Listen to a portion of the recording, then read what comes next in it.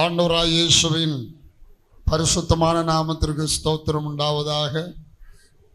சங்கீதக்காரன் சொல்லுகிறார், நான் அவரை தியானிக்கும் தியானம் இனிதாக இருக்கும். கரும்பை சுவைச்சு பார்த்தா ருசியா இருக்கும், இனிப்பா இருக்கும். கர்த்தர் நல்லவர் என்பதை ருசித்து பார்க்கணும். அல்லேலூயா. அவரை அறிகிறதுல ஒரு ருசி இருக்கிறது, அவரை அனுபவிக்கிறதுல இன்னொரு மேலான ருசி இருக்கிறது. இப்ப நம்ம அவரை அறிகிற அறிவுக்குரிய காரியங்கள் தான் பார்க்கிறோம். அறிவிலும் வளரணும், கிருபையிலும் வளரணும். அறிவில வளருது வேத வசனத்தின் ரகசியங்கள் மூலமாக, கிருபையில வளருவது ஜப ஜீவியத்தின் மூலமாக. அவனுடைய வார்த்தையின்படி நம்ம கீழ்ப்படுகிறதிலும் ஜபிக்கிறதிலும் சாட்சியா ஜீவிக்கிறதிலும் நாம் கிருபையில வளருகிறோம். இந்த ரெண்டு விதத்திலும் வளர்ந்து அவருடைய சந்ததியாக அவரை போல மாறணும். கர்த்தருக்கு ஸ்தோத்திரம்.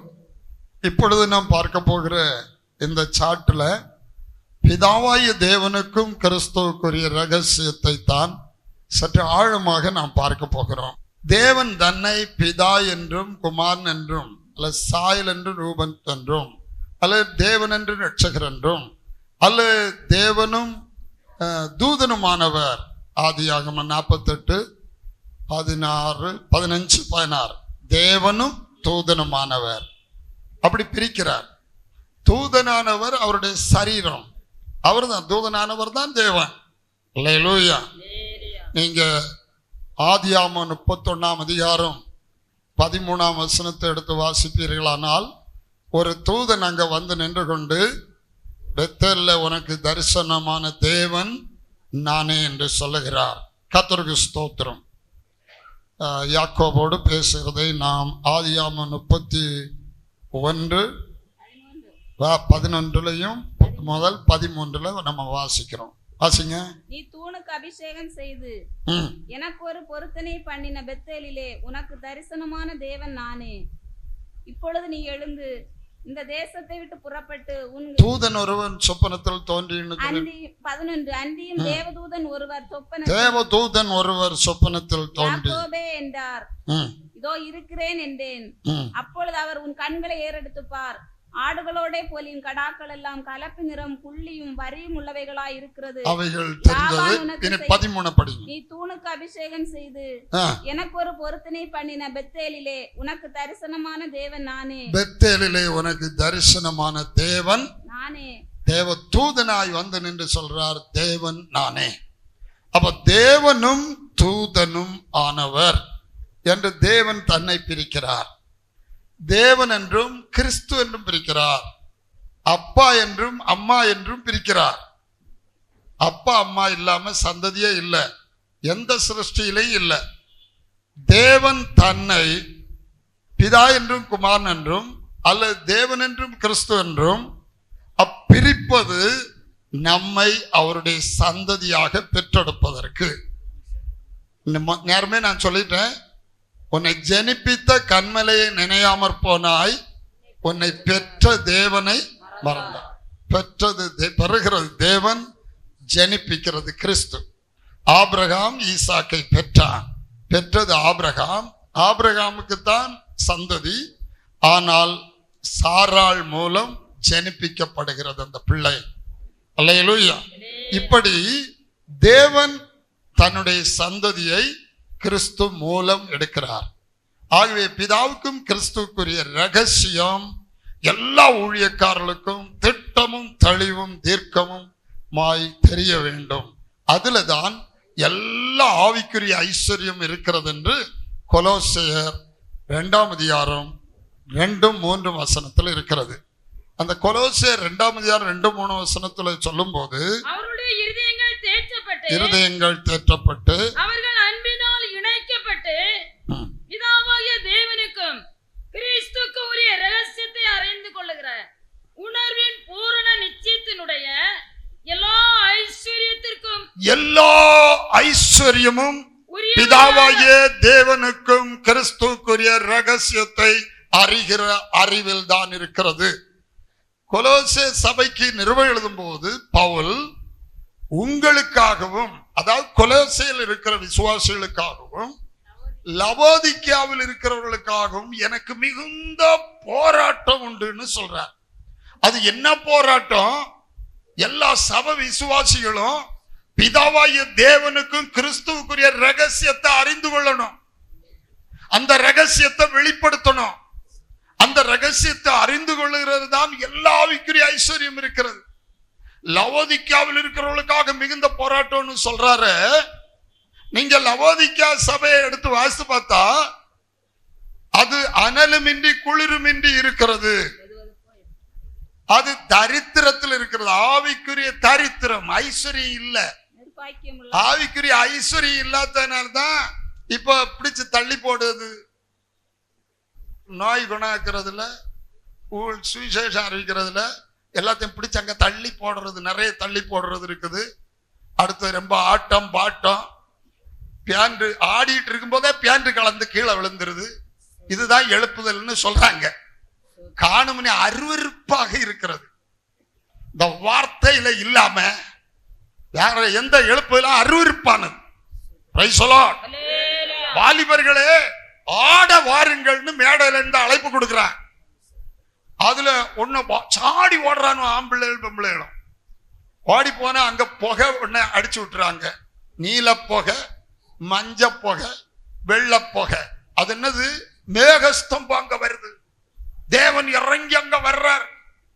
கர்த்தருக்கு பிதாவாகிய தேவனுக்கு கிறிஸ்துவுக்குரிய ரகசியத்தை அறிகிறது தான் எல்லா ஐஸ்வர்யம் இருக்கிறது. ஆனால் லவோதிக்கா சபைக்காக பாரம்னு சொல்றார். லவோதிக்கா சபை நீங்க வாசித்து பார்த்தா இப்படி நீ குளிரும் என்று வெதுவெதுப்பாய் இருக்கிறபடியினால் உன்னை என் வாயினின்று வாந்தி பண்ணி போடுவேன். நீ நிர்பாக்கியம் உள்ளவனே. நீ முதல்ல நிர்பாக்கியம், பாக்கியம் இல்ல. வேதத்தின்படி நடக்கிற உத்தம மார்க்கத்தார் பாக்கியவான்கள். ஆனா வேதத்தின்படி நடக்கல.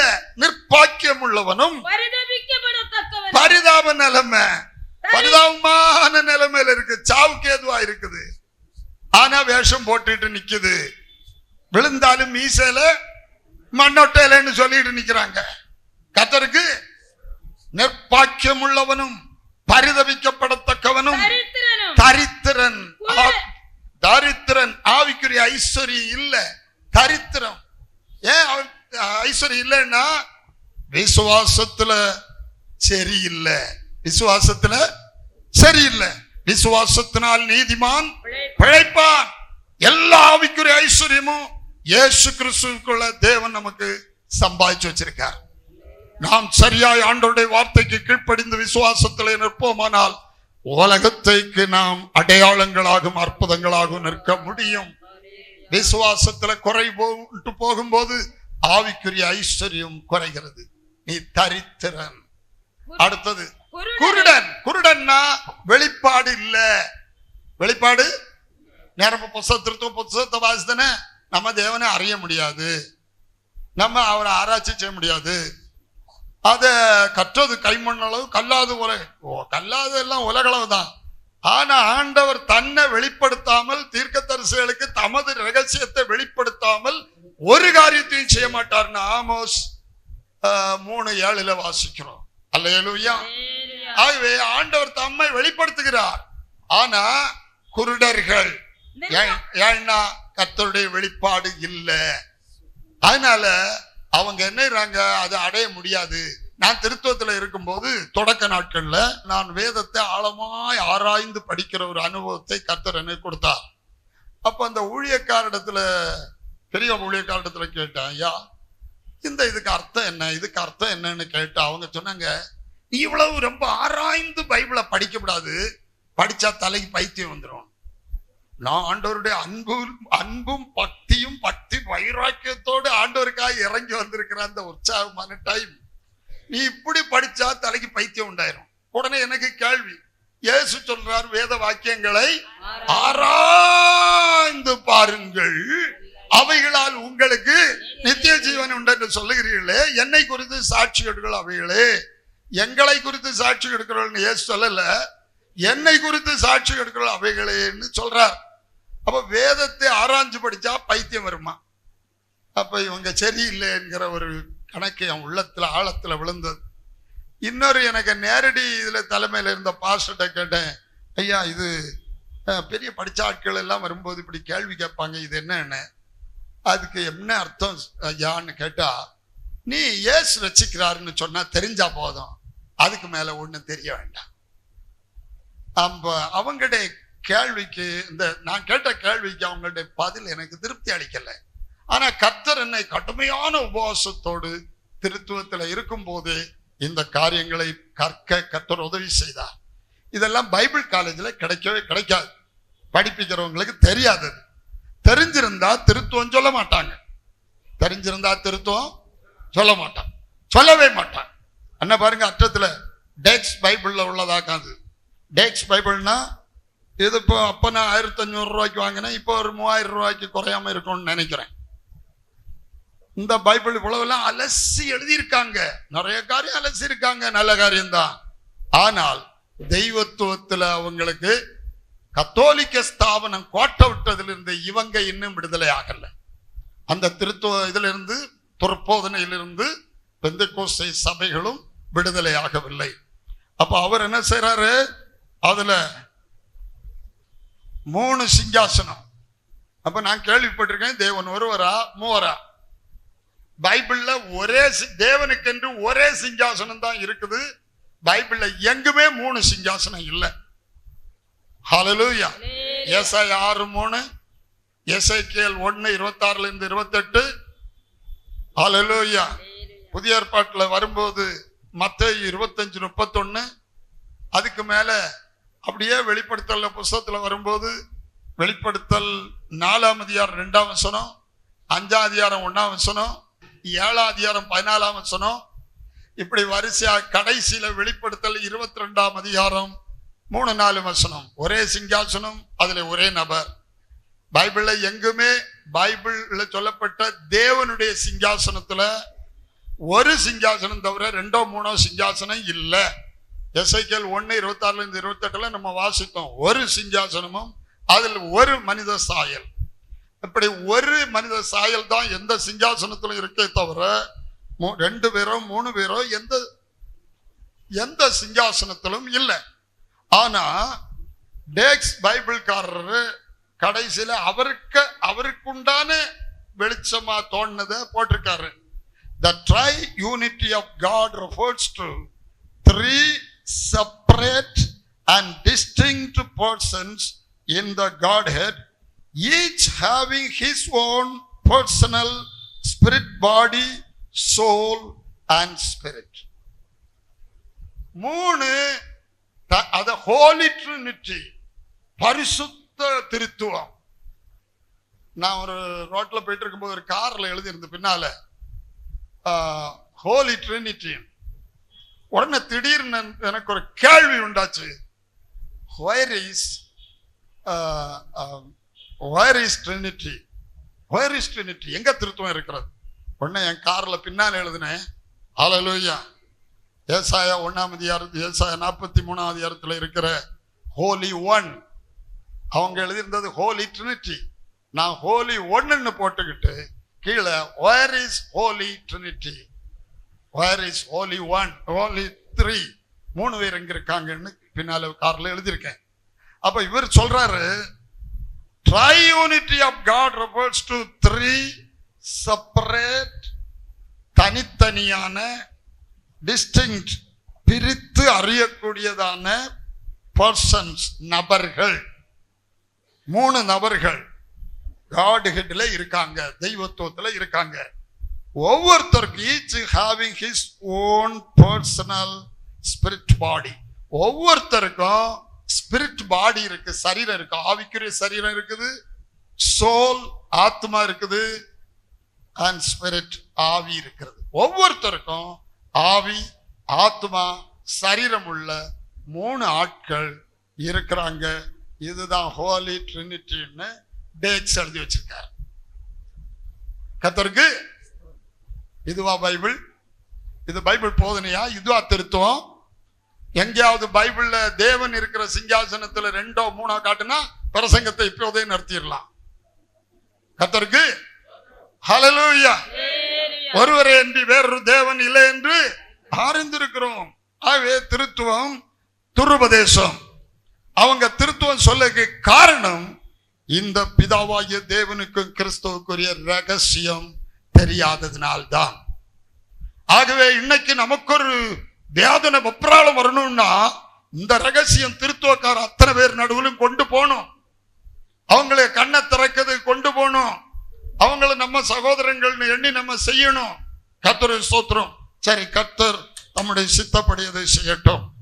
இது பிதாவாகிய தேவனுக்கு கிறிஸ்துவுக்குரிய ரகசியம். கொலோசையர் 2:2-3 பிதாவாகிய தேவனுக்கு கிறிஸ்துவுக்குரிய ரகசியம் எழுதிட்டு 3ஆம் வசனத்தில் சொல்றார், அவருக்குள், அவர்கள் அல்ல, அவருக்குள், அந்த ஒருவருக்குள் பிதாவாகிய தேவனும் கிறிஸ்துவுமாக இருக்கிற சாயலும் ரூபமுமாய் இருக்கிற அந்த ஒருவருக்குள் ஞானம், அறிவு என்பவர்களாகிய பொக்கிஷங்கள் எல்லாம் நிரம்பி இருக்கிறது.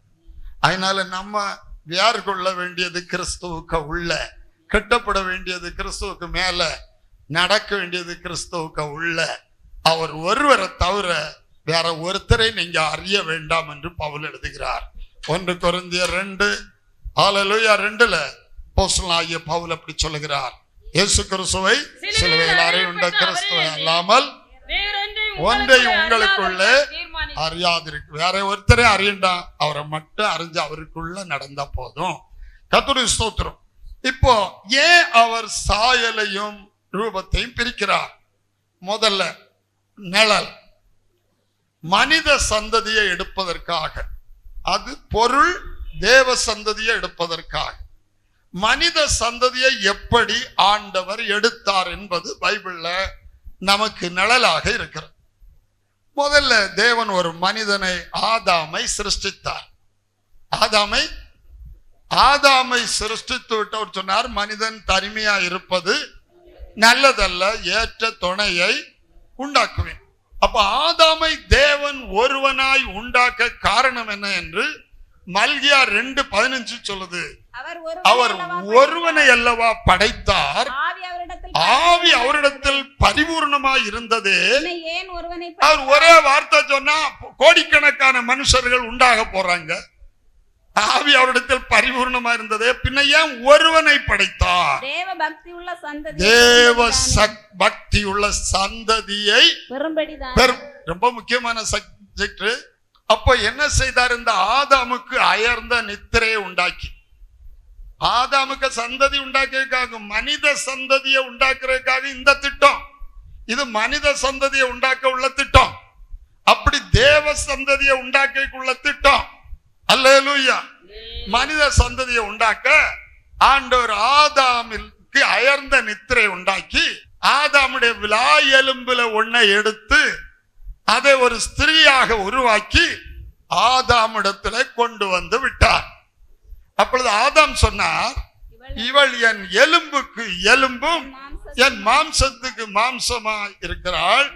மனுஷனிலிருந்து எடுக்கப்பட்டபடியினால இவன் மனுஷன். இவர் மிஸ்டர் ஆதாம், அவங்க மிஸ்ஸஸ் ஆதாம். 2 பேரும் ஆதாம் தான். மனுஷன் மனுஷி 2 பேரும் ஒண்ணுதான். ஆனா சந்ததிக்கு வேண்டி புருஷனுக்கு, ஆம்பிள்ளைகளுக்கு சேக்கல் மதிப்பு 20 வயசுல இருந்து 60 வயசு வரை 50 சேக்கல் மதிப்பு. ஆனா ஸ்திரீகளுக்கு 30 சேக்கல் மதிப்பு ஆண்டவர் கொடுக்கிறார். லேவியராகமம் 27ஆம் அதிகாரம் 3ஆம் வசனத்தை நீங்கள் வாசிக்கும் போது அந்த காரியங்களை எல்லாம் காணலாம்.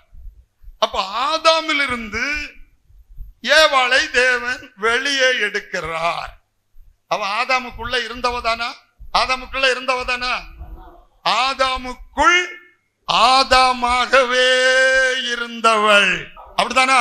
ஆதாமுக்குள் ஆதாமாகவே இருந்தவள். அதனால்தான் இவர் மிஸ்டர் ஆதாம் ஆகிறார், அவள் மிஸ்ஸஸ் ஆதாம் ஆகிறாள். இப்போ இவர் 2 பேருக்கும் ஒரு பதவி பெயர் வருது. இவர் புருஷன் என்கிற பதவி பெயரை அடைகிறார், அவ மனைவி என்கிற பதவி பெயரை அடைகிறாள். இதெல்லாம் தான் தெய்வத்துவத்துல வர்ற ரகசியம். அதுக்கு இதை நல்ல தெளிவா புரிஞ்சுக்கிட்டு அதை புரிஞ்சுக்கிட்டா போதும். அப்போ இவள 50 சேக்கல் மதிப்பு தான், இவரு 50 சேக்கல் மதிப்பு தான்.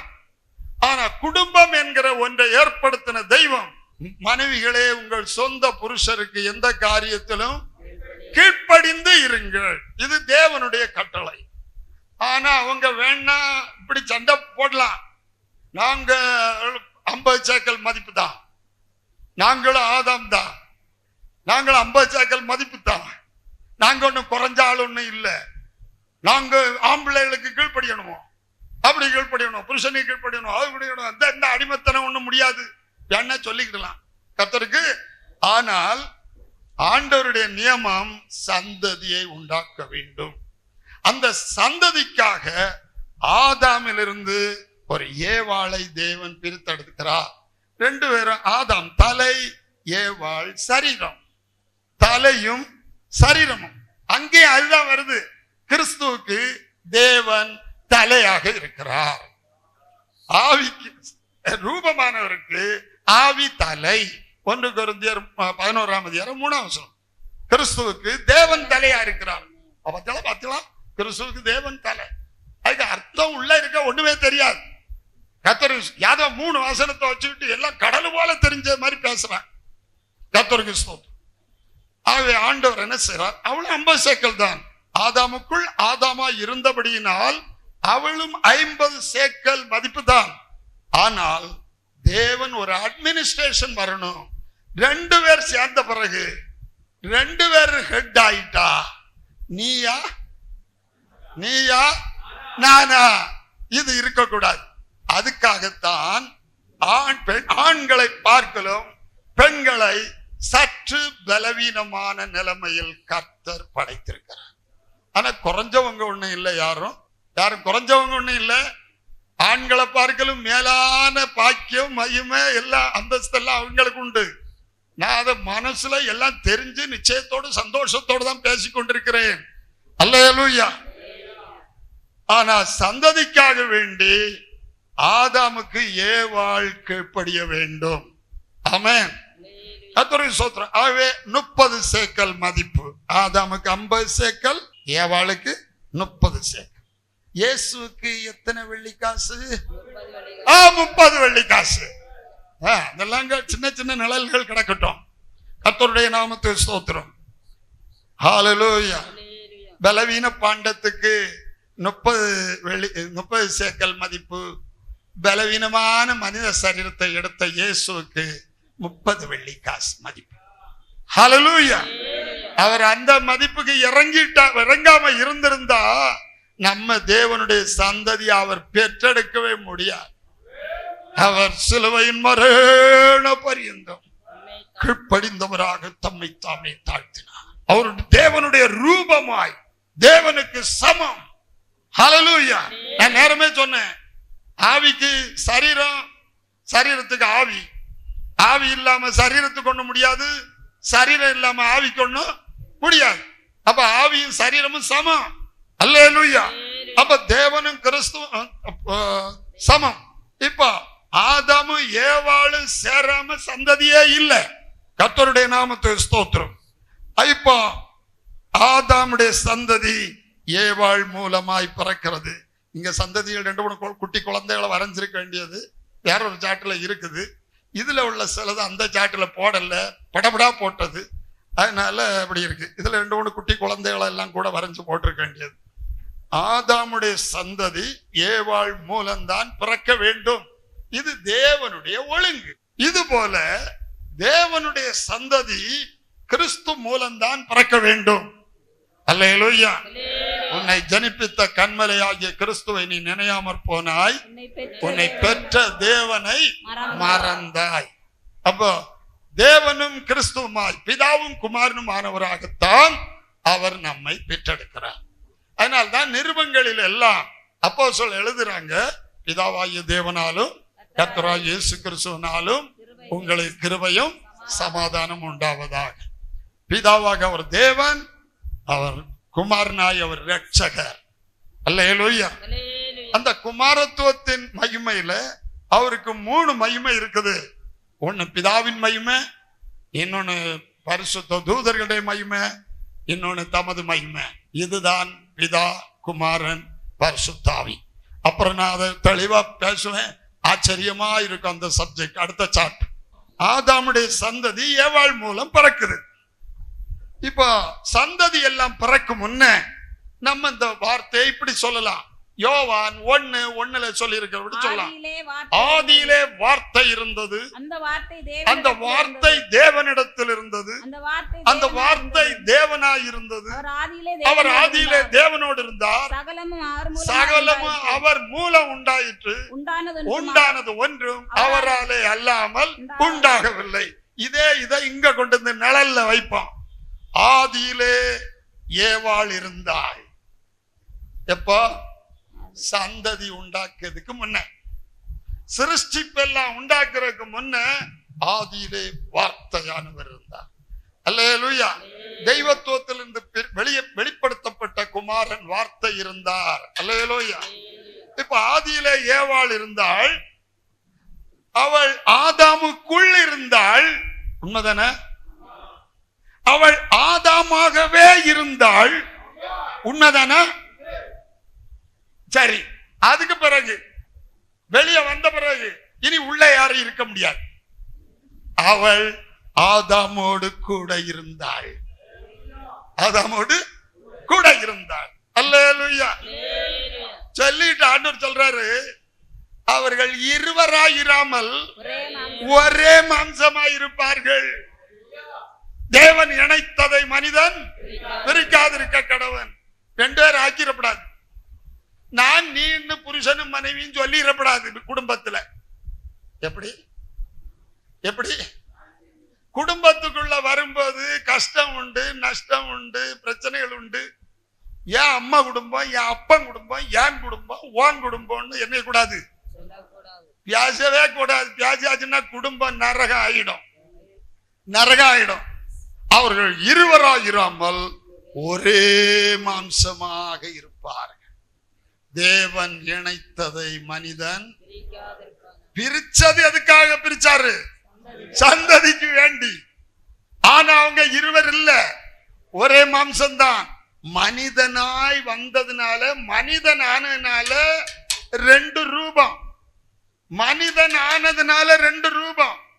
ஆனால் தெய்வத்துவத்துல தேவன் ஆவி, ஆவியான தேவனுடைய ரூபந்தான் வார்த்தை.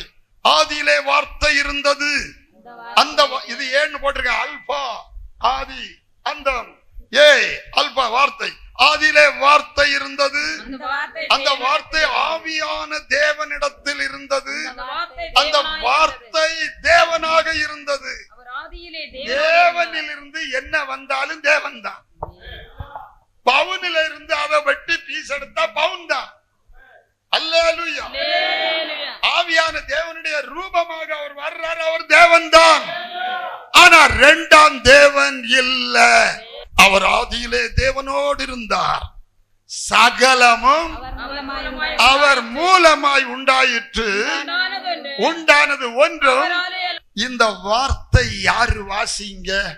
வெளிப்படுத்தல் 19ஆம் அதிகாரம் 11, 12, 13 படிங்க. பரலோகம் திறந்திருக்க கண்டேன், இதோ ஒரு வெள்ளை குதிரை காணப்பட்டது. அதன் மேல் ஏறி இருந்தவர் உண்மையில் சத்தியம் உள்ளவர் எண்ணப்பட்டவர். அவர் நீதியாய் நியாயம் தீர்த்து யுத்தம் பண்ணுகிறார். அவருடைய கண்கள் அக்கினி ஜுவாலையை போல் இருந்தன. அவருடைய சிரசின் மேல் அநேக கிரீடங்கள் இருந்தன. அவருக்கு அன்றி வேறொருவருக்கும் தெரியாத ஒரு நாமமும் எழுதி இருந்தது. இரத்தத்தில் துவைக்கப்பட்ட வஸ்திரத்தை தரித்திருந்தார். அவருடைய நாமம் தேவனுடைய வார்த்தை என்பது, அவருடைய நாமம் தேவனுடைய வார்த்தை என்பதே வெள்ளை குதிரையில வருகிற அவர்தான் வார்த்தை. அவர்தான். அவரை குறித்து எழுதியிருக்கிறது வெளிப்படுத்தல் 19:16. வெளிப்படுத்தல் 19:16.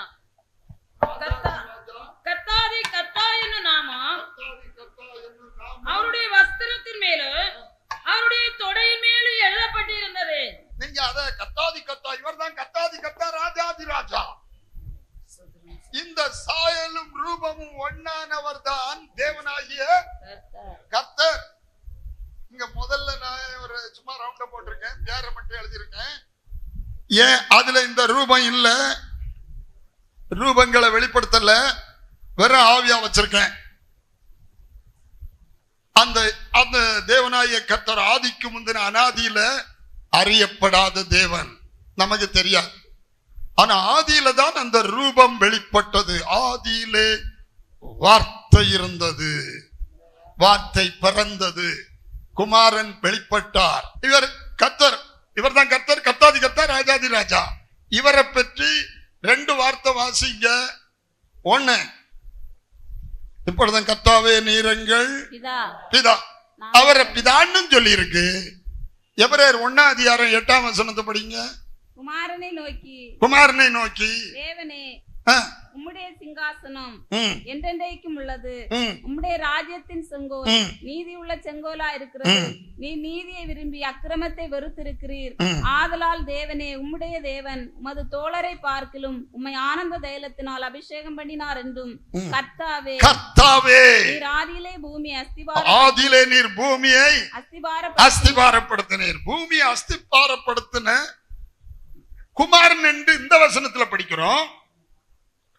உபாகம் 32:6, ஏசாயா 64:8, ஏசாயா 63:16 கர்த்தாவே நீரங்கள் பிதா. ஏன் அவரையே குமாரன் சொல்லி இருக்கு, ஏன் அவரையே பிதான்னு சொல்லி இருக்கு? அந்த ரகசியங்கள் என்ன?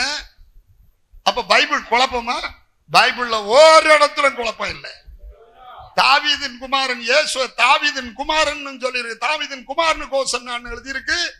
கர்த்தருடைய நாமத்தினாலே வருகிற நம்முடைய பிதாவாகிய தாவீதின் ராஜ்யம் ஆசீர்வதிக்கப்படாதுன்னு எழுதியிருக்கு. அவரை தாவீதின் குமாரன் எழுதியிருக்கு, அவரை தாவீதுன்னு எழுதியிருக்கு. அப்ப என்னடா அங்க எப்படி எழுதியிருக்கு, அங்க எப்படி? ஒரு குழப்பமும் பைபிள்ல இல்ல. வாசிக்கிறவர்களுக்கு குழப்பம் இல்லாம இருந்தா மட்டும் போதும். அவர் மாம்சத்துல அவர் வெளிப்பட்டவது குமாரன் தான், ஆனால் அவர் தான் நித்திய பிதா. அவர் தான் நித்திய பிதா. நம்ம கண்ணுதான் அதை காணணும், நம்முடைய கண்கள் தான் அவரை காணணும். ஆகவே இவர் கர்த்தர், கர்த்தாதி கர்த்தர், ராஜாதி ராஜா. கர்த்தாதி கர்த்தர், ராஜாதி ராஜா யாரு? அவர்தான் தேவாதி தேவன்.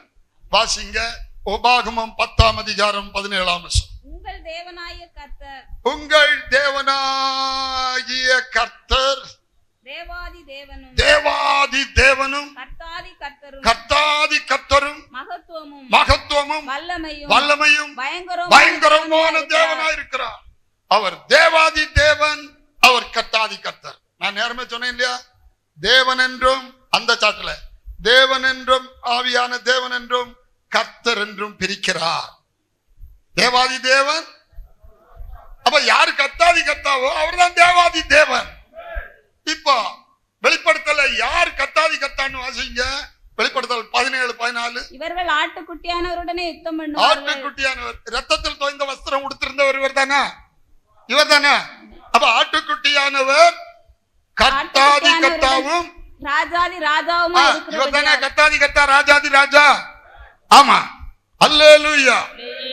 இவர்தான் இந்த கர்த்தாதி கர்த்தா, ராஜாதி ராஜா. இப்போ 1 தீமோத்தேயு 6:15-16 வாசிங்க. அந்த பிரசன்னமாகுதலை தேவன் தம்முடைய காலங்களில் வெளிப்படுத்துவார். அவரே நித்தியானந்தமுள்ள ஏக சக்கராதிபதியும், ராஜாதி ராஜாவும், கர்த்தாதி கர்த்தாவும். அவர்தான் ராஜாதி ராஜாவும், கர்த்தாதி கர்த்தா, ஏக சக்கராதிபதி, கர்த்தாதி கர்த்தா, ராஜாதி ராஜா. ஒருவராய் சாவமுள்ள யாரு? ஆட்டுக்குட்டியானவர். ஹல்லேலூயா. சாயலும் ரூபமும் என்று பிரிக்கிறார். பிரித்து முதல் மகிமையிலே அவர் கர்த்தர், தேவன் கர்த்தர் என்று பிரிக்கிறார். ஹல்லேலூயா. நமக்கு தேவனே தெரியாது. தேவன் ஆவி, ஆவியை பார்க்க முடியும், ஆவியை தெரியாது. ஆனா கர்த்தரை தான் நாம தெரிய முடியும். கர்த்தரையும் அவருடைய ஒரிஜினல் மகிமையில நம்ம பார்த்து உயிரோடு இருக்க.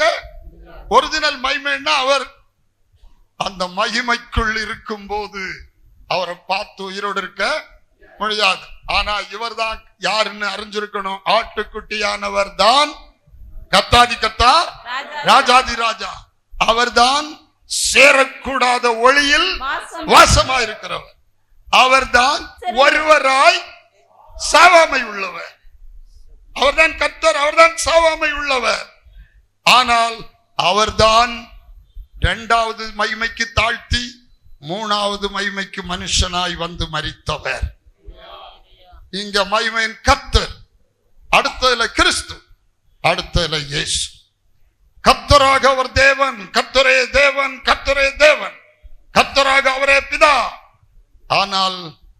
நம்ம அவரை பார்த்து உயிரோடு இருக்க முடியாது.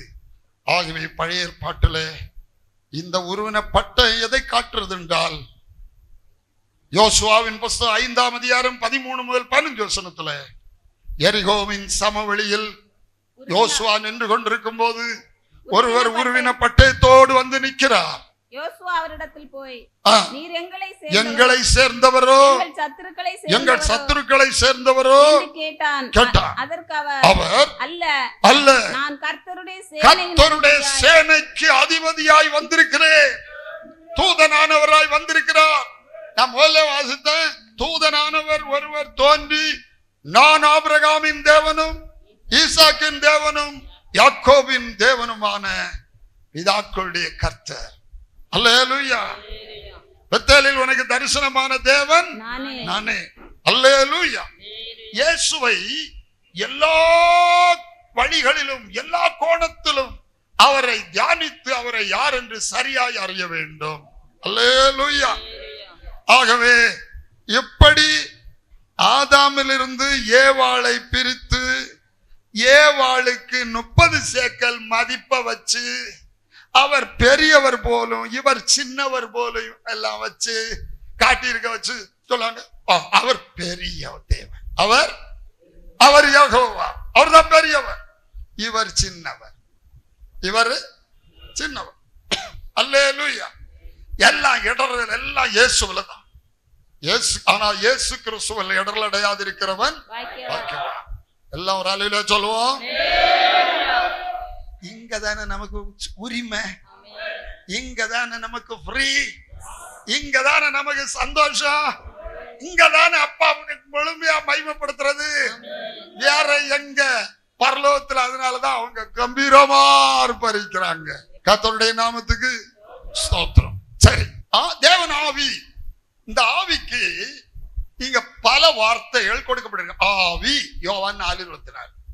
ஆனா ஆவிய பார்க்க முடியாது, ரூபத்தை பார்க்க முடியும். ஆனா ஆதிக்கு முந்தின அனாதியில ரூபம் மறைக்கப்பட்ட இருந்த ரகசியம் அதான் கிறிஸ்து. அப்போ ரெண்டாவது, சேரக்கூடாத ஒளி, சேர முடியாது. தேவன் ஒளியா இருக்கிறார். ஆவி சேரக்கூடாத ஒளி, சேரக்கூடாத ஒளி. அடுத்த அக்கினி. யாத்திராம் 24:17 மலையின் கொடுமுடியில கர்த்தருடைய மகிமையின் காட்சி, கண்களுக்கு பட்சிக்கிற அக்கினி போல் அந்த மகிமையின் காட்சி இருந்தது. பட்சிக்கிற அக்கினி. அடுத்தது மகிமை.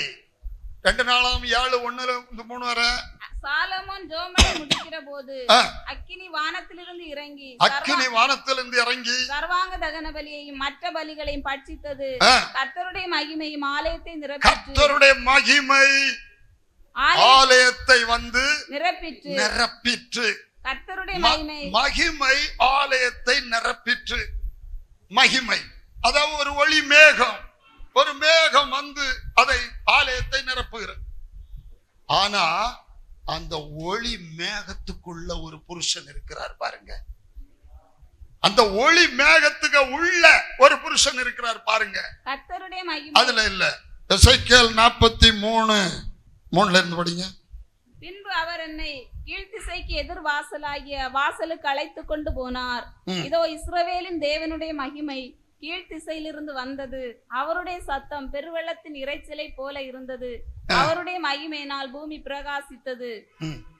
கர்த்தருடைய மகிமை கீழ்த்திசைக்கு எதிரான வாசல் வழியாய் ஆலயத்துக்குள் பிரவேசித்து மகிமை ஆலயத்துக்குள் பிரவேசித்தது. அப்பொழுது ஆவி என்னை எடுத்து உட்பிரகாரத்திலே கொண்டு போய் விட்டது. இதோ கர்த்தருடைய மகிமை ஆலயத்திலிருந்து நிரப்பிற்று. அவர் ஆலயத்திலிருந்து என்னோட பேசுகிறதை கேட்டேன். அவர் ஆலயத்திலிருந்து ஒரு சத்தம் வருகிறது.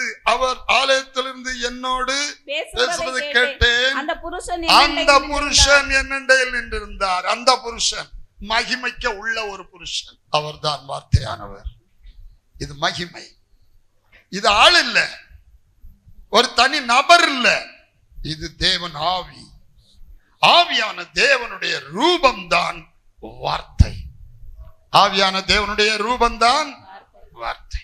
ஆயின் வார்த்தை தான் தேவன். ஆதியிலே வார்த்தை இருந்த அந்த வார்த்தை ஆவியான தேவனிடத்தில் இருந்த அந்த வார்த்தை தேவனாய் இருந்தது. அந்த வார்த்தை மாம்சமானார். அந்த வார்த்தையானவர் தான் மாம்சமானார். இந்த வார்த்தையானவர் தான் கர்த்தர்னு பார்த்துட்டோம். ஒரிஜினல் இதுல அவர் கர்த்தர், மகிமையின் கர்த்தர். இந்த மகிமையின் கர்த்தரைத்தான் சிலுவையில் அறைந்தார்கள் என்று பார்த்தோம். மனுஷனா வராம அவரை அறைய முடியுமா? மகிமையின் கர்த்தர் மனிதனா வருமுன்னு அவரை அறைய முடியுமா? முடியாது. அல்லேலூயா. கர்த்தராக அவர் நியாயாதிபதி, உருவின பட்டயத்தோடு இருப்பு கோலோடு நியாயம் தீர்க்கத்தான் போறார். அவர் நியாயாதிபதி, கர்த்தர் நியாயாதிபதி. இங்க நியாய பிரமாணிக்கனாக நமக்காக மரிப்பதற்காக மோசே போல ஒரு மனிதனாக வந்தார். ஆட்டுக்குட்டியானவர் தான் கர்த்தாதி கர்த்தா ராஜாதி. இவர் கர்த்தாதி கர்த்தா ராஜாதி ராஜா. அவர் மனிதனான போது ஆட்டுக்குட்டியானவர். இது அவருடைய மகிமை, வித்தியாசமான மகிமை. இந்த கர்த்தர் தான் கிறிஸ்து. இந்த கர்த்தர் தான் அவர் தன்னை தாழ்த்தும் போது, தாழ்த்தி அந்த மகிமையில பார்க்க முடியாது, அவர் தம்மை தாழ்த்தும் போது கிறிஸ்து, கிறிஸ்துவாக அவர் தூதனானவர். அவர்களோடு கூட சென்ற ஞான கண்மலையின் தண்ணீரை குடித்தார்கள். அந்த கண்மலை இந்த கிறிஸ்துவாகத்தான். ஆதியாகமம் 18 கர்த்தர் ஆபிரகாமுடைய வீட்டுக்கு வந்தார். கர்த்தரை பார்த்து முகமுகமா மகிமையோடு பார்த்து ஒருத்தரும் உயிரோடு இருக்க முடியாது. ஆனால் கிறிஸ்துவாக ஆபிரகாமுடைய வீட்டுல வந்தார். ஆபிரகாமுடைய வீட்டுல வந்து சாப்பிட்டாரா? தண்ணி குடிச்சாரு. கை கால் எல்லாம் கழுவி விட்டாங்க, கழுவினாரு கர்த்தருக்கு. பிறகு ஆபிரகாமோடு ரொம்ப நேரம் பேசிட்டு இருந்துகிட்டு அவர் போய்விட்டார். பிறகு இதே ஆசாமி தான், இவர் தான் ஆதியா 32 அதிகாரத்துல 24 இருந்து 29 வசனத்துல யாக்கோபு பிந்தி தனித்திருந்தான். ஒரு புருஷன் பொழுது விடியுமளவும் அவனுடனே போராடி. உங்களுக்கு எல்லாருக்கும் தெரியும், கிறிஸ்தவர்களா இருக்கிற அத்தனை பேருக்கும் தெரியும். அதுல நான் ரொம்ப நேரத்தை செலவு பண்ண முடியாது. இவர் பொழுது விடியும் மட்டும் யாக்கோபோடு போராட்டம். யாக்கோபு சொல்றாரு, நீர் என்ன ஆசீர்வதியும், ஆசீர்வதித்தால் ஒழிய நான் உண்மை. 2 பேரும் பிடிமுறையாக்கும். பார்த்தே உயிரோடு இருக்க முடியாதவர் இப்ப யாக்கோபோடு பிடிமுறை வைக்கிறார். 2 பேரும் என்ன விடு நான் போகட்டுன்னு அவர் சொல்றாரு. யாக்கோபு சொல்றார், நீர் என்ன ஆசீர்வதித்தால் ஒழிய நான் உண்மை சேரக்கூடாத ஒளியில் இருக்கிற தேவன் நம்ம மேல வச்ச அன்பினால இப்படி எல்லாம் இறங்கி வருவாரா? இந்த அறிவு கட்டாத அன்பை அறிந்து கொள்ள வல்லவர்களாக நாம் மாற வேண்டும். யாக்கோபு என்னதாரு அப்ப கேட்டாரு. யாக்கோபு தாப்பனிட்ட போய் யாக்கோபு சொன்னாரு, அப்பா உம்முடைய மூத்த மகனாகிய ஏசா நான் தான். பொய் சொல்லிட்டு ஏமாத்தி ஆசீர்வாதம் வாங்கிட்டான். யாக்கோபு அண்ணன் ஏசாவிட்ட இருந்து கூளை, சோப்பான கூளை காய்ச்சி வச்சு, கண்ணை மிரட்டுற கூளை காய்ச்சி வச்சுக்கிட்டு அவன் பசியா வரும்போது கூளை காய்ச்சி வச்சு அவனை ஏமாத்துறான். அல்லேலூயா. மீனை பிடிக்க எரை கொடுத்து போடுறது மாதிரி மீன் என்னை எரையை கண்ட உடனே சாடி வந்து பிடிக்கும், மாட்டிக்கிடும். அதுபோல சோப்பான கூளை காய்ச்சி வச்சுக்கிட்டு ஏசாவை ஏமாத்தி சேஷபுத்திர பாகத்தை வாங்கிட்டான். இதெல்லாம் செய்தான். இப்போ ஆண்டவர்கிட்ட வந்து நிக்கிறான். அவனுக்கு நிம்மதி இல்லை. அண்ணன் கொன்னு போடுவேன்னு சொல்லி இருக்கிற சபதம், மரண பயம். இந்த மரண பயம் நீங்காம போக வழி இல்லை. ஆண்டவர்கிட்ட போய் போராடுறேன், என்ன ஆசீர்வதித்தால் ஒழிய நான் உண்மை. இப்ப என்ன பேரு சொல்லுது? ஏசான்னு அவர்கிட்ட சொல்லுதா இல்ல வேற யாரு பேரு சொல்லுதா? அவன் சொல்ல, ஆண்டவரே நான் ஒரிஜினல் யாக்கோபு வந்திருக்கேன் அப்படின்னா, அண்ணனை ஏமாத்தின ஏமாத்துக்காரன் வந்திருக்கேன், அப்பா ஏமாத்தின ஏமாத்துக்காரன் வந்திருக்கேன், என் மாமனாரை கொஞ்சம் கொஞ்சம் கபடங்களை உபயோகப்படுத்தி ஏமாத்தின யாக்கோபு வந்திருக்கேன். நான் யாக்கோபு தான்ப்பா, எத்தன் தான்ப்பா, என்னை ஆசீர்வதி. எத்தை நான் ஒத்துக்கொண்டதுனால, தன்னை குறைய தவற ஒத்துக்கொண்டதுனால அவர் சொல்றாரு, இனி உன் பேரு யாக்கோபு என்னப்படாமல் இஸ்ரவேல் என்னப்படும் சொன்னாரு. பேர் மாறிச்சு, ஆளு போயிட்டாரு. ஆள் என்ன செய்தாரு? ஆசீர்வதிச்சுட்டு மறைஞ்சு போயிட்டாரு. உடனே யாக்கோபு சொல்றான் 29 தேவனை முகமாய் கண்டேன், நான் உயிர் தப்பி பழச்சாப்பா. அவரை ஒரிஜினல் மை மேல கண்டா சாகத்தான் வேணும். ஆனா ஆசீர்வதிக்கிறதுக்கு தான், நம்ம அழிக்க கூடாது, நம்ம காப்பாற்றணும், நமக்கு இறங்கணும். என்றுதான் 2 ஸ்டெப் தாழ்த்தி இருக்கிறார். இந்த தூதர் மகிமையில பைபிள்ல ஒரு பாவிக்கும் அவர் தரிசனம் கொடுக்கவில்லை. நீங்க பழைய ஏற்பாடு முழுதும் படிச்சு பாருங்க.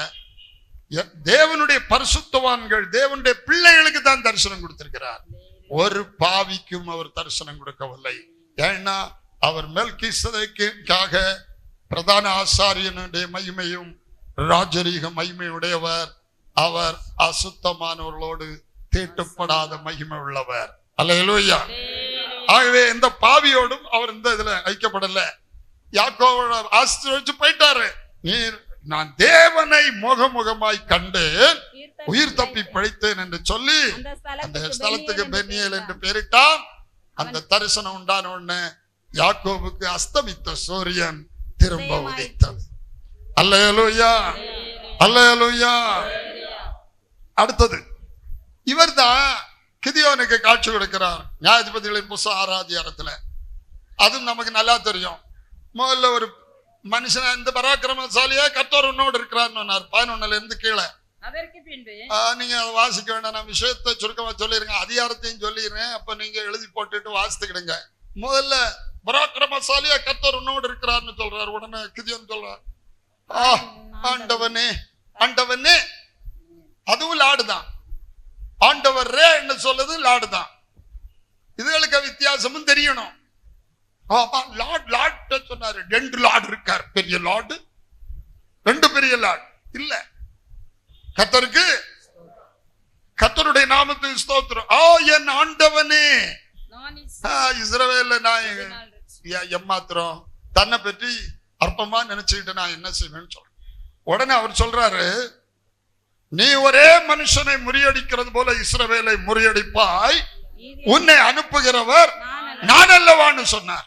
உடனே என் ஆண்டவரே. அடுத்த கண்ணு கொஞ்சம் திறந்து, கண்ணு ஒரு ஸ்டெப் திறந்து, என் ஆண்டவரே நான் இஸ்ரவேலை என் கோத்திரஞ்சரசு அப்படி இப்படின்னு எல்லாம் சொன்னேன். உன்னை அனுப்புறேன் நான். உடனே அவர் கேட்கிறார், கிதியோன் கேட்கிறார், ஆண்டவரே என்னோடு பேசுகிறவர் தேவன் தான் என்பதற்கு எனக்கு ஒரு அடையாளம் வேணும். தேவன் என்பதற்கு அடையாளம் அக்கினியினால் உத்தரவர்களும் தெய்வமே தெய்வம். எலியா சொல்றார், அக்கினியினால் உத்தரவர்களும் தெய்வமே தெய்வம். அப்ப இவர் என்ன அருளணும்? அக்கினியினால் உத்தரவு அருளணும். சரி, நீ கொண்டு வா, பலியை கொண்டு வை, பாறைக்கு மேல பலிய வை, ஆணத்தை சூப்பை அதுக்கு மேல ஊத்தின்னு சொல்ல கிதியோன் அதை செய்த போது இவர் தன்னுடைய கையில் இருந்த கோலின் நுனியை அதுல தொட்ட மாத்திரத்தில் அக்கினி இறங்கி பலியை பட்சித்தது. இவர் மறைந்து போய்விட்டார். பட்சித்தது மறைந்து போய்விட்டார். உடனே இவன் ஐயோ தேவனை கண்டேன் சாவேன்னு சொல்லிட்டு சொல்றான். ஐயோ கர்த்தரான ஆண்டவரே, நான் கர்த்தருடைய தூதனை முகமுகமாய் கண்டேனே என்றார். அதற்கு கர்த்தர், உனக்கு சமாதானம், பயப்படாதே, நீ சாவதில்லை. என்ன கண்டுட்டு நீ சாவத்தான் வேணும். ஒரிஜினல் மகிமையில நீ சாகிறதுக்காக நான் உன்னை காட்சி கொடுக்க வரலப்பா. உன்னை ஆசீர்வதித்து மேன்மைப்படுத்ததான் அந்த மகிமையை விட்டுட்டு இறங்கி வந்திருக்கேன். 2வது 3வது வெளிப்பாடு அவனுக்கு. இந்த மனிதனாய் கர்வாலி மரத்தின் கீழே வந்திருந்தவர் தான் தூதனானவரான கிறிஸ்து. இவர்தான் என்றென்றைக்கும் ஸ்தோத்திரிக்கப்பட்ட சர்வத்துக்கு மேலான கிறிஸ்து, என்றென்றைக்கும் ஸ்தோத்திரிக்கப்பட்ட சர்வத்துக்கு மேலான தேவன். அடுத்தது மனோவா. நியாயாதிபதிகளின் புத்தகம் 13ஆம் அதிகாரம். அங்க வரும்போது அங்கேயும் மனோவாவிட்ட மனைவிட்ட பேசினார். பிறகு மனோவாவிட்ட பேசினார். வயல்வெளியில ஒரு பெரிய மனுஷனாக வந்து பேசினார். சிம்சோனுடைய பிறப்பை குறித்து பேசினார். எல்லாம் பேசி முடிச்ச உடனே அவன் கேட்டான், மனோவா கேட்டான், இத நீ சொன்னதெல்லாம் நடக்கும் போது நாங்கள் உம்மை கனம் பண்ணும்படி உம்முடைய நாமம் என்ன என்று கேட்டான். உடனே அதற்கு கர்த்தருடைய தூதனானவர், என் நாமம் என்ன என்று நீ கேட்க வேண்டியது என்ன? அது அதிசயம் என்றார். அது அதிசயம் என்று சொன்னார். பேரை சொல்லி கொடுக்கல, யாக்கோபுக்கும் பேர் சொல்லி கொடுக்கல. ஒரு மறைந்த நாமம் அவருக்கு உண்டு. ஒருவேளை நாமத்தின் ரகசியம் சாட்டு அப்புறம் போடுவோம். அந்த நாமம் இயேசு என்கிற நாமத்துடைய மகிமை. யெகோவா நாமத்தை அவர் போட்டாச்சு, மாத்தியாச்சு. இயேசு என்கிற நாமத்தை தான் அவர் வைத்து இருக்கார். ஏனென்றால் யெகோவா நாமத்தில் சாத்தான் அழிக்கப்படவில்லை, யெகோவா நாமத்தில் பாவம் பரிகரிக்கப்படவில்லை, யெகோவா நாமத்தில் ஹல்லேலூயா பிசாசுகள் ஓடவில்லை. அல்லேலூயா. சகலத்தை புதிதாக்கின தேவன் அவருடைய நாமத்தையும் புதிதாக்கினார். அந்த நாமம் எல்லா நாமத்துக்கும் மேலான நாமம் இயேசு என்கிற நாமம். ஆகவே யெகோவா நாமம் பழையதாகிவிட்டது. யெகோவா என்று கூப்பிடுறதுல ஒண்ணும் தப்பில்லை. ஆனா எல்லா நாமத்துக்கும் மேலான நாமம் இயேசு என்கிற நாமம். ஹல்லேலூயா.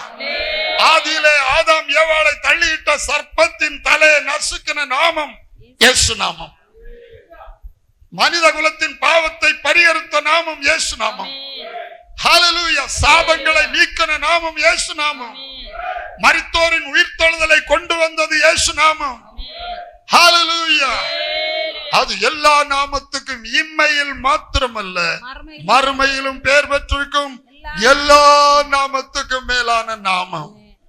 ஆயினால் தான் இயேசுவின் நாமத்தில் வானோர் பூதலத்தோர் பூமியின் கீழானோர் யாவருடைய முழங்கால்களும் முடங்க வேண்டும். தூதனானவராக மனோவாவுக்கு காட்சி கொடுத்தவர் அதிசயத்தை விளங்க பண்ணினார். என்ன நடந்தது? பலி செலுத்த போட சொன்னார். மனோவா ஒரு பலிபீடத்தை கட்டி பலியை போட்டார்.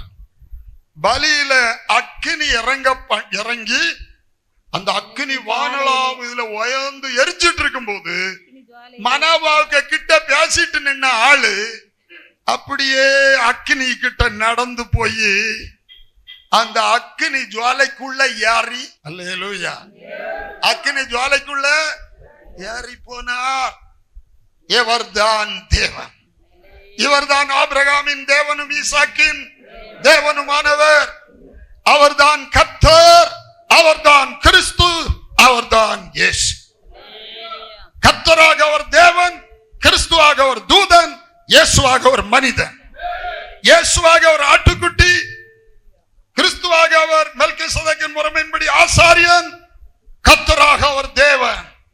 மூன்று மகிமை, மூன்று மகிமையுடைய ஒரே நபர். இயேசுவாக மனிதன், கிறிஸ்துவாக தூதன், கர்த்தராக தேவன். கர்த்தராகிய இயேசு கிறிஸ்துவை விசுவாசி, அப்பொழுது நீயும் உன் வீட்டாரும் ரட்சிக்கப்படுவீர்கள். பிதா, குமாரன், பரிசுத்த ஆவியானவரை விசுவாசி, அப்பொழுது நீயும் உன் வீட்டாரும். அவர் ஒருவரே, மூன்று மகிமையுடைய ஒருவரே. அல்லேலூயா, அல்லேலூயா. இரண்டாம் நபருக்கு இடம் இல்ல, மூணாம் நபருக்கு இடம் இல்ல. தேவன் ஒருவரே, மூன்று மகிமையுடைய ஒரே நபர். கர்த்தருடைய நாமத்துக்கு ஸ்தோத்திரம். சங்கீதம் 113 6ஆம் வசனத்தை படிங்க. அவர் வானத்திலும் பூமியிலும் உள்ளவைகளை பார்க்கும் 4ஆம் வசனத்தை முதல்ல படிங்க. கர்த்தர் எல்லா ஜாதிகள் மேலும் கர்த்தர் எல்லா ஜாதிகள் மேலும் உயர்ந்தவர். கர்த்தர் எல்லா ஜாதிகள் மேலும் உயர்ந்தவர். அவருடைய மகிமை வானங்களுக்கு மேலானது. அவருடைய ஒரிஜினல் மகிமை வானங்களுக்கு மேலானது. வானங்களும் வானாதி வானங்களும் கொள்ளாதது.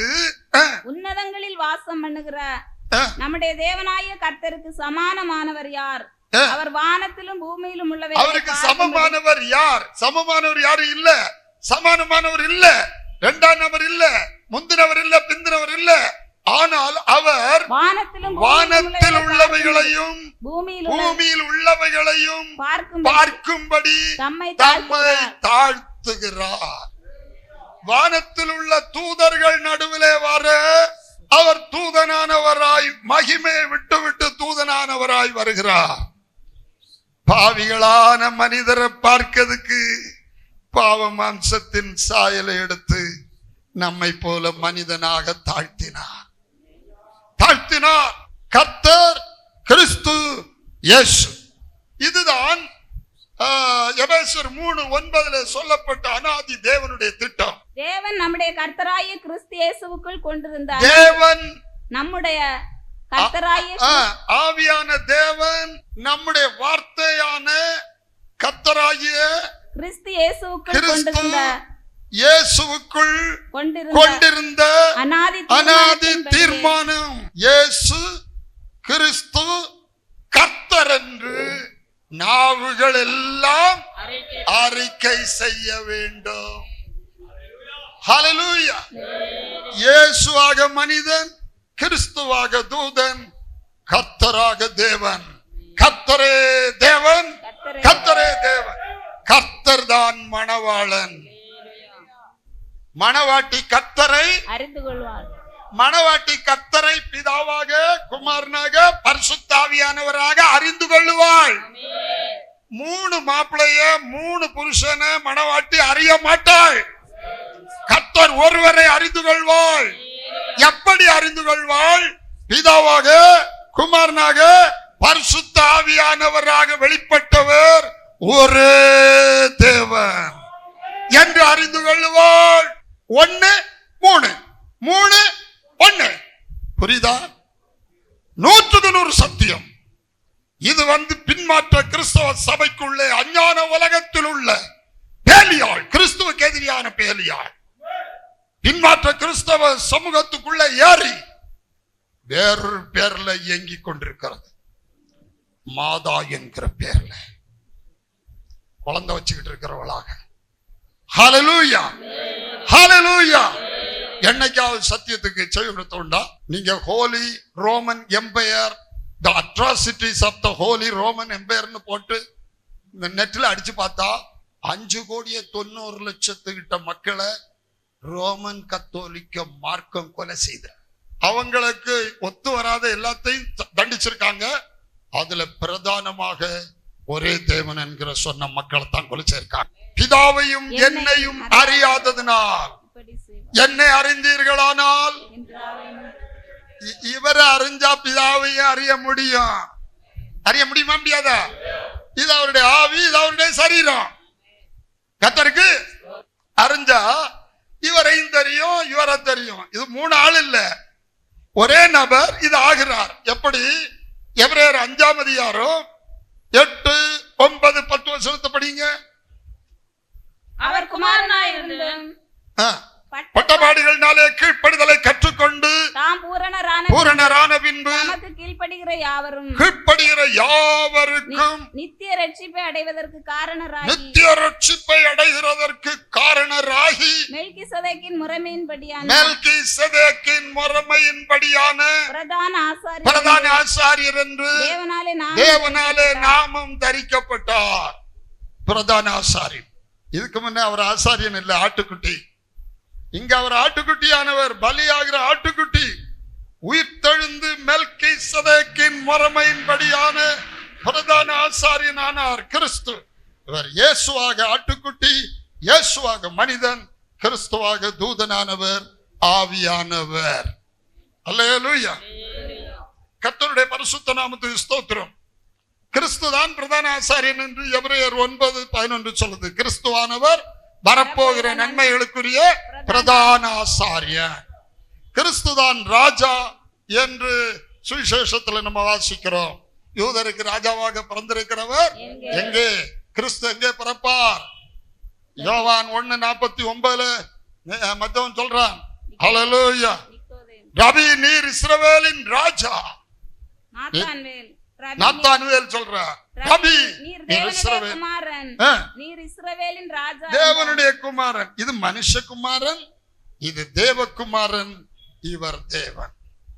இது மனித குமாரனுடைய பதவி, இது தேவகுமாரனுடைய பதவி, இது தேவனுடைய பதவி.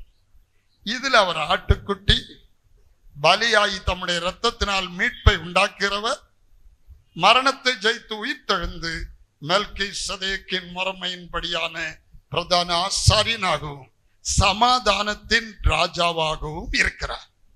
யாரு? சமாதானத்தின் ராஜா. இப்ப அவருக்கு மரணம் உண்டா? இங்க மரிச்சாரு, இங்க அவருக்கு மரணம் இல்லை. ஒரே நபர், இயேசு கிறிஸ்து. இயேசுதான் கிறிஸ்து. இயேசு கிறிஸ்து கர்த்தர் என்று, இயேசுதான் கிறிஸ்து என்று சொல்ல வேண்டும், கிறிஸ்துதான் கர்த்தர் என்று சொல்ல வேண்டும். இன்று கர்த்தராகிய கிறிஸ்து என்னும் இரட்சகர் உங்களுக்கு தாவீதின் ஊரிலே இயேசுவாக பிறந்திருக்கிறார். பிறகு மாத்தி இயேசுவானவர் மரித்து உயிர்த்தெழுந்து கிறிஸ்துவானவராக உயிர்த்து மெல்கிசேதேக்கின் முறைமையின்படி ஆசாரியனாய் சபையில் பரிசுத்த ஆவியானவராய் பரிந்து பேசுகிற ஆசாரியனும் ராஜாவுமாய் சபையிலே நமக்குள்ளே கிறிஸ்துவானவர் மகிமையின் நம்பிக்கையாய் உங்களுக்குள்ளே இருப்பதே அந்த நம்ம ஒவ்வொருத்தருக்கும் உள்ள ஆவியானவராய் வந்து கிரியை செய்கிறார். இயேசு கிறிஸ்து கர்த்தர் என்று நாவுகள் எல்லாம் அறிக்கையிட வேண்டும். பிதா, குமாரன், பரிசுத்த ஆவியானவர் ஒரே தேவன் என்று அறிக்கையிட வேண்டும். நம்முடைய கர்த்தர் நம்முடைய நியாயாதிபதி, கர்த்தர் நம்முடைய நியாய பிரமாணிக்க, கர்த்தர் நம்முடைய ராஜா, அவர் நம்மை ரட்சிப்பா. பிதா, குமாரன், அந்த சாப்ட் என்னதுல நோட்டீஸ் இருந்தா எல்லாரும் கையில கொடுத்திருந்திருக்கலாமா இருந்து நோட்டீஸ் இங்க இருந்தது. எல்லாரும் கையில ஒண்ணு வந்தா அதை பார்த்திருக்க முடியும், நல்லா இருக்கும். கர்த்தருக்கு ஸ்தோத்திரம். சரி, ஹல்லேலூயா. ஆகவே பிதா குமாரன் பரிசுத்த ஆவியானவர் ஒரே நபர். அல்லேலூயா. அப்ப பிதா குமாரன் பரிசுத்த ஆவியானவரை விசுவாசி, அப்பொழுது நீயும் வீட்டாரும் ரட்சிக்கப்படும். நம்ம ரட்சிப்புக்கு தான் அவர் பிதாவாக, குமாரனாக, பரிசுத்த ஆவியாக வெளிப்பட்டிருக்கார். ஆனா ஆள் ஒரே ஆள். கர்த்தர் நம்முடைய நியாயாதிபதி, கர்த்தர் நம்முடைய நியாய பிரமாணிக்க, கர்த்தர் நம்முடைய ராஜா, அவர் நம்மை ரட்சிப்பார். ஏசாயா 33:22, ஏசாயா 33:22. கர்த்தருடைய நாமத்துக்கு ஸ்தோத்திரம். ஆகவே இந்த பழைய ஏற்பாட்டில் என்ன வந்தால், பழைய ஏற்பாட்டிலே சிங்காசனத்திலே ஒரே தேவன் தான், புதிய ஏற்பாட்டிலும் ஒரே தேவன் தான். ஆனால் திருத்துவக்காரர்களுக்கு 3 சிங்காசனம், 3 பேரும் எங்கிருந்து வந்தாங்க? இந்த ரெவலேஷன் எங்கிருந்து வந்தது? எங்கிருந்து வந்தது? அல்லேலூயா. அப்ப இந்த பிதாவுக்கும் கிறிஸ்துவுக்குரிய ரகசியம் பல விதங்களிலே பழைய ஏற்பாட்டிலே வெளிப்பட்டிருக்கிறது. அதை குறித்து அடுத்த ஒரு சாப்டர், இதே நீளத்தில் இன்னொரு சாப்டர் இருக்கிறது. அதை பார்க்கும்போது நமக்கு இன்னும் அதிகமாய் ஆழமாய் அதனுடைய காரியத்தை அறிவதற்கு ஏதுவாகும். அல்லேலூயா, அல்லேலூயா.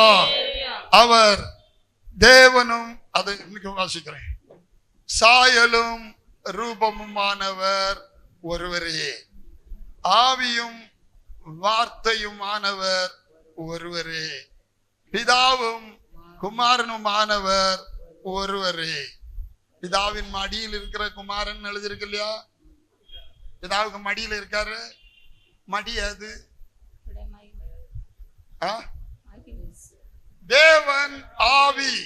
தேவன் ஆவி. ஆவி மட்டும் இல்ல, அவர் வானத்தையும் பூமியை நிரப்பி கொண்டிருக்கிறோன்னு எரேமியா 23 இருக்குது. வானத்தையும் பூமியையும் நிரப்பி கொண்டிருக்கிற ஒளிக்கு தேவன் ஒளியா இருக்கிறார், தேவன் ஆவியா இருக்கிறார். அவருக்கு மடி அது. அவருக்கு அது மடி. மடி எப்படி? இந்த மடியை பார்க்கணும்னா வேறொரு மடியை படிக்கணும். லாசரு மரித்து ஆபிரகாமின் மடியிலே போய் உட்கார்ந்தார் தேற்றப்படுவதற்கு. நான் அந்தமான் தீவுல வேலை பார்த்துட்டு இருக்கும் போது ஒரு நாள் விடியற்காலம் 4 மணிக்கு நைட் டியூட்டி, 4 மணிக்கு கரெக்டா எழும்பணும். 3 மணிக்கு ஒரு ரெஸ்ட் கிடைக்கும். 4 மணிக்கு எழும்பணும். கரெக்டா 4 மணிக்கு ஒரு அசரீரி சத்தம். இந்த சந்ததி அழிவுக்கென்றே நியமிக்கப்பட்ட சந்ததி. தேவன் போட்ட முத்திரை ஒருவராலும் உடைக்க முடியாது. நீயோ ஆபிரகாமின் மடியிலே தேற்றப்படுவாய், எழும்பு என்ற அந்த சத்தம் உண்டானது. ஹல்லேலூயா. இந்த சத்தம் உண்டான போது நான் அதை டைரியில எழுதி போட்டேன். ஆனா பைபிள் படிக்கும் போது லாசரு ஆபிரகாமின் மடியிலே போய் உட்கார்ந்தார்னு எழுதியிருக்கு. எனக்கும் நீ ஆபிரகாமின் மடியிலே தேற்றப்படுவாய்ன்னு சொன்னாரு. அப்ப ஜெயம் கொள்ளுகிற எல்லாருக்கும் இடம் எது? உட்காரைக்குள்ள இடம் ஆபிரகாமுடைய மடி. நீங்களும் ஜெயித்தா, நானும் ஜெயித்தா, நாம போய் இருக்கிற இடம் எது? ஆபிரகாமின் மடிதான். ஆபிரகாம் பிதா. ஆபிரகாமுடைய பொருள் தான் பிதாவாகிய தேவன். அப்ப ஆபிரகாமுடைய மடியில லாசரும் இருக்காரு, நீயும் இருப்பேன்னு என்னட்டையும் சொல்லி இருக்காரு. அப்ப ஜெயம் கொள்ளுகிற எல்லாரும் ஆபிரகாமுடைய மடியில இருப்பாங்களாமே. அப்ப ஆபிரகாமுடைய மடி எத்தனை கிலோமீட்டர் நீளம், ஆபிரகாமுடைய மடி எத்தனை கிலோமீட்டர் அகலம், இன்னொன்னு சிந்திச்சு பார்த்தேன். ஓஹோ, இது எழுத்தின்படியான அர்த்தமே இல்ல. இந்த ஆபிரகாம் ஈசாக்கு தாப்பன் ஆபிரகாமுடைய மடி எத்தனை கிலோமீட்டர் நீளம்? நம்ம எல்லாரும் போய் அவருக்கு மடியில யாரு இருக்கிறது? இது ஆவிக்குரிய அர்த்தம் எடுக்க வேண்டியது. அப்ப பிதாவுக்கு மடின்னா என்ன? ரெவலேஷன் தான் வேணும். அல்லேலூயா. இவர் எங்க இருக்கிறார்? 1 தீமோத்தேயு 6:15-14 நான் வாசித்தோம். ஒருவராய் இந்த கர்த்தாதி கர்த்தா ராஜாதி ராஜா ஒருவராய் சாவாமை உள்ளவரும் இது சேரக்கூடாத ஒளியில் வார்த்தையாக இருக்கிறார். எங்க இருக்கிறாரு? சேரக்கூடாத ஒளியில் இருக்கிறார். அந்த சேரக்கூடாத ஒளின்னு சொல்லுதான் மடி. இவ்விய நினைக்க என்னன்னா கற்பனை, பிதா ஒரு கிலோமீட்டர் பல கிலோமீட்டர் நீளத்துல உள்ள சம்பள காலு கொட்டிட்டு இருக்கிற மாதிரியும், அந்த பிதாவுக்கு ஒரு நீண்ட பெரிய அங்கி, ஒரு ஆளு நூலக்கூடிய அளவுக்கு கை சாலம் உள்ள அங்கியும் நரைச்ச தாடியும் உள்ள பிதா, அவருக்கு மடியில கருத்த தாடி குறுந்தாடி உள்ள வாலிபனாக கிறிஸ்து இருக்கிற போல படம் போட்டிருக்காங்க. அப்படி இல்ல, அது இல்ல. அல்லேலூயா. எங்க வாசி 1 யோவான் 1:5 வாசித்திருங்க. எங்க இருக்காரு? தேவன் ஒளியா இருக்கிறார். 7ஆம் வசனம் படிங்க. அவர் ஒளியில் இருக்கிறார். ஒளியானவர் ஒளியில் இருக்கிறார். அதான் மடியில இருக்குன்னு.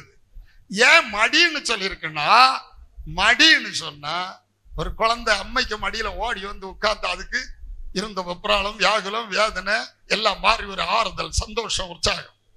நம்ம ஆண்டவருடைய சமூகத்துல போகும்போது நம்ம துக்கம் எல்லாம் சந்தோஷமா மாறும்.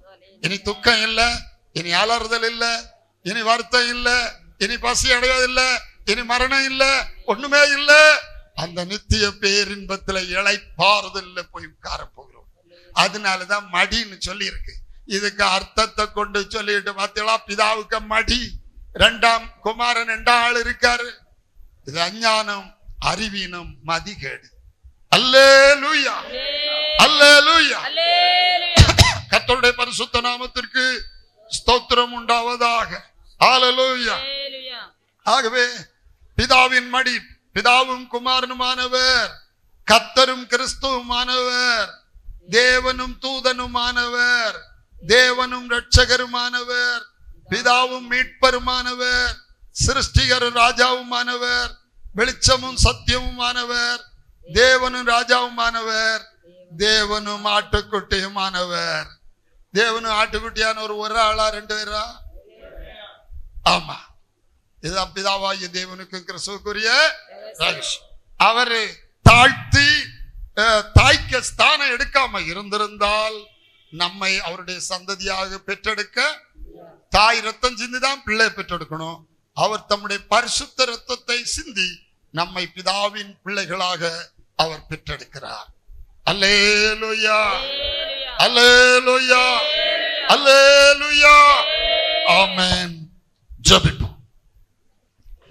நல்ல ஆண்டவரே, நன்றியோடு துதிக்கிறோம், ஸ்தோத்திரிக்கிறோம். ஆசீர்வதிக்கப்பட்ட இந்த நல்ல வேளைக்காக நாங்கள் உம்மை துதிக்கிறோம்ப்பா. நீர் தன்னை தேவனும் இரட்சகரும் பிதாவும் குமாரனும் என்று பிரித்து காண்பித்து, ஆண்டவரே எங்களுக்காக தம்முடைய ரூபத்துக்கு 3 மகிமையை கொடுத்து, பிதா குமாரன் பரிசுத்த ஆவியாக வெளிப்பட்டு எங்களை ரட்சித்து எங்களை பரிசுத்தப்படுத்தி எங்களை மகிமைப்படுத்துகிற 3 வேலையை நிறைவேற்றுகிறவராக நீர் பிதா குமாரன் பரிசுத்த ஆவியாய் வெளிப்பட்டு கிரீசரைக்காய் ஸ்தோத்திரம். உம்மை நன்றியோடு வாழ்த்துகிறோம் ஆண்டவரே. பெரிய காரியங்களை தொடர்ந்து கர்த்தர் செய்யும். எல்லா தேவ பிள்ளைகளையும் ஆசீர்வதி. தெய்வ சந்தோஷத்தால் சமாதானத்தினால் எல்லாருடைய உள்ளங்களை நிரப்பும். எல்லாரையும் ஆசீர்வதியும், ஆசீர்வதியும். இயேசுவின் நாமத்தில் ஜெபம் கேளும் பிதாவே. ஆமென். ஹல்லேலூயா, ஹல்லேலூயா.